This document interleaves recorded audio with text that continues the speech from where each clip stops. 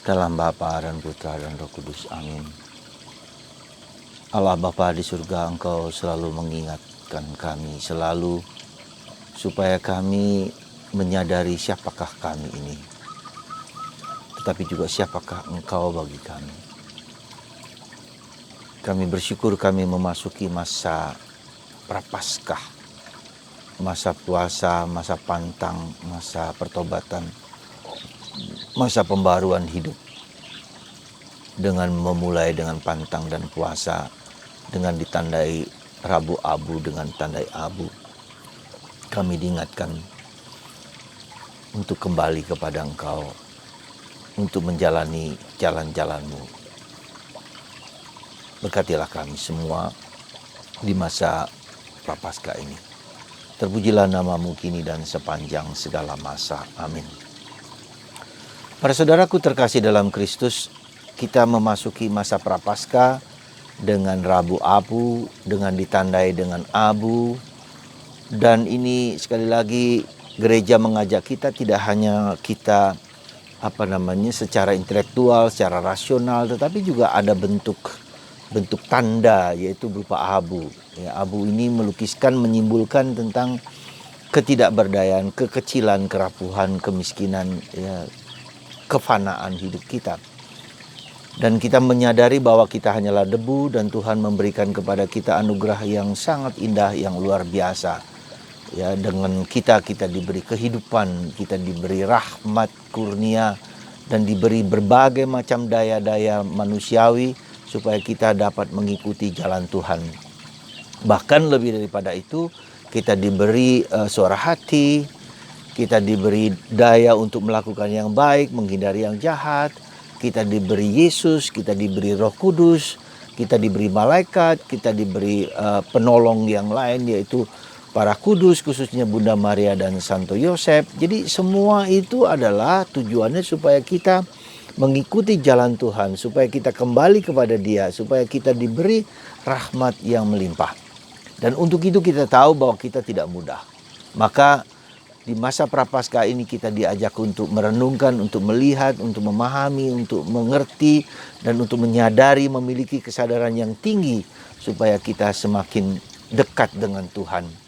Dan hubungan dekat dengan Tuhan ini memberikan kepada kita suatu daya ilahi, ya, supaya kita tidak jatuh di dalam kebinasaan, kehancuran. Dan itulah yang Tuhan kehendaki bagi kita, supaya kita bahagia, selamat, dan kita percaya akan kerahiman Allah. Itu yang perlu kita sadari di masa Prapaskah ini. Lalu yang kedua, saudaraku terkasih dalam Kristus, puasa, pantang, mati raga orang Katolik itu sangat-sangat sederhana kalau dibandingkan dengan puasa saudara-saudari kita dan juga baik di Buddha, juga Hindu, juga Islam, yang mengenal juga ketiga aspek penting di dalam hidup rohani kita, yaitu hidup doa, sedekah, dan puasa. Jadi ketiga hal itu adalah sebetulnya merupakan suatu ciri dari hidup rohani setiap orang. Nah, karena begitu sederhananya, maka seringkali kita harus jujur bahwa seringkali kita tidak terlalu menggubrisnya dan tanda petik, jadi kurang serius di dalam penghayatan ketiga aspek itu, ya sudah kita jalankan saja, seandainya gagal pun ya tidak apa-apa, begitu kan. Ya tentu saja memang gereja tidak memaksudkan supaya orang menjadi sangat ketat dalam hidup puasa dan pantang, ya, seperti dia menyakiti diri sendiri. Tetapi lebih daripada itu, keterbatasan dan kesederhanaan itu tidak boleh mengurangi motivasi batin kita yang terdalam. Sekali lagi, jadi kesederhanaan dalam berpuasa kita dengan pantang kita, makan kenyang satu kali, yang kedua, ketiga bisa makan tapi tidak perlu juga begitu banyak, gitu kan, begitu bisa sedikit juga demikian. Dan orang yang berumur 60 tahun ke atas juga tidak perlu juga melakukan. Jadi Itu semua sebetulnya sekarang lagi tidak dimaksudkan, ya. Kesederhanaan itu tidak dimaksudkan kita mengurangi motivasi batin kita. Tetapi justru dengan demikian mengajak kita dengan kemampuan, dengan daya, dengan keterbatasan kita, dengan pengertian kita bahwa kita kuat atau tidak kuat, itu membuat kita menjadi semakin memurni motivasi kita. Kalau kita merasa kuat untuk melakukan lebih daripada itu, syukurlah, ya. Kalau kita merasa bahwa sungguh-sungguh bahwa puasa dan pantang itu sesuatu yang harus saya lakukan dengan sungguh-sungguh, ya, pantang barang-barang hal-hal yang kita sukai, ya, kita tidak ngerokok, kita tidak makan daging, kita tidak makan apa saja yang kira-kira membuat kita menjadi menjadi menyenangkan gitu. Jadi ada semacam pengorbanan, ya, ada semacam sesuatu yang membuat kita berani berkorban untuk sesuatu yang lebih tinggi. Nah, jadi itu yang harus kita yang harus kita dalami lebih dalam. Jadi harus belajar untuk melakukan sesuatu yang lebih tinggi daripada sekedar untuk tidak makan atau puasa atau pantang, lebih daripada itu.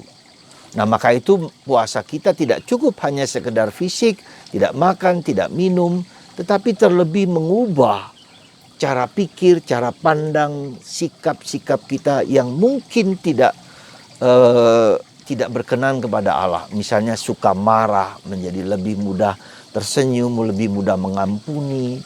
Kita suka misalnya main HP berjam-jam dari pagi hingga pagi. Ya, kita tidak bisa lepas dari itu. Kita belajar untuk tidak menggunakannya, atau kita matikan supaya kita sendiri tidak terganggu, tidak tergoda oleh teman, oleh apa. Dengan demikian maka kita berani membatasi diri. Misalnya hal-hal yang seperti itu yang jauh lebih berat daripada sekedar puasa fisik, ya, biologis, tetapi lebih daripada itu. Karena itu saudaraku terkasih dalam Kristus, mari kita kenali diri kita sendiri. Puasa itu bagian dari orang yang melakukan puasa dan pantang itu adalah orang yang ingin mau maju lebih dalam hidup rohani. Ya. Dia ingin mengalahkan dorongan-dorongan nafsu badani dan ragawi, bahkan pikiran, ya, untuk lebih dalam.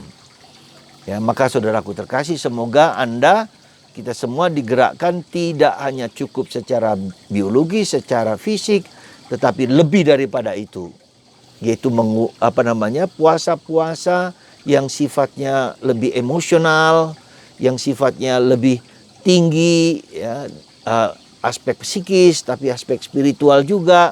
Kita menciptakan suatu kegiatan rohani yang lebih sering, misalnya, ya, kita mendaraskan doa singkat, ya. Datanglah Roh Kudus atau darah dan air yang memancar dari hati kudus Yesus, supaya seluruh tubuh kita itu diubah gitu loh. Jadi mengubah fisik saja tidak mudah, apalagi mengubah psikologis dan mengubah spiritual. Tetapi itu yang jauh lebih berguna, karena itu mengubah seluruh diri kita. Ya, jadi saudaraku terkasih, saya hanya mengajak Anda di hari masa Prapaskah ini kita mendoakan doa yang saya sebut dengan doa singkat, doa rema, yang mengulang-ulang kata-kata yang bermakna bagi kita. Misalnya katakanlah, darah dan air yang memancar dari hati kudus Yesus, sembuhkan aku. Darah dan air yang memancar dari hati kudus Yesus, buatlah aku menjadi lebih baik. Darah dan air yang memancar dari hati kudus Yesus, tobatkan aku. Jadi ada suatu dorongan dari dalam hati supaya seperti kata Paulus, roh yang dalam diri kita berdoa untuk kita. Semoga Anda dan saya berusaha mohon rahmat supaya Roh Kudus membimbing mulut, pikiran, dan hati kita. Dan yang ketiga, saya kira satu hal yang tidak mudah kita jalankan, perhatikan suara-suara batin kita yang positif dan yang negatif.